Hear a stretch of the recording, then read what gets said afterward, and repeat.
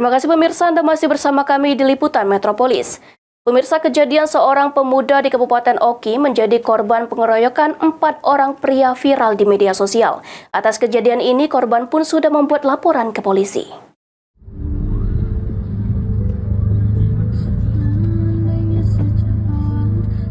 Kejadian seorang pemuda di Kabupaten Oki menjadi korban pengeroyokan 4 orang pria viral di media sosial. Menurut korban diketahui bernama Nabila, 16 tahun, kejadian berawal saat korban bersama temannya sedang berkumpul di bawah jembatan dan tengah asik mengobrol. Dengan suara yang keras, lalu salah satu pelaku membentak dan korban pun langsung dikeroyok oleh para pelaku. Kami kan bercerita kan dengan kawan kan. Ngumpul. Iya. Nah, kan datang lawan si kok itu tidak senang. Dia moy. Ini kan rebotin. Nah, kata kawan si koknya pula terempak ngocok kan.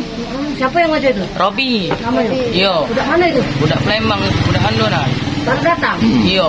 Nah, berlari ya kuning kan. Ah, Digocoknya kuning. Gocok kan.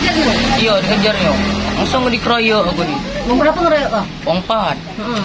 Ngomongin yang tadi lah? Iya, jatuh berlari pula kan. Langsung diterajang kena muka kan. Pecah bibir kan. Langsung pingsan kan. Langsung berlari dia tuh. Dia lo kabur? Lah kabur. Siapa-siapa yang pada itu namanya? Rehan, Ebot, Robi. Nah si koknya itu kurang tahu nama kawan. Itu budak datang kalau. Iya. Memang Cuma ada 2 sering? unsur nanti. Oh, ada wong sini. Siapa Iya. yang sering sering nanti? Rehan dengan Ebot.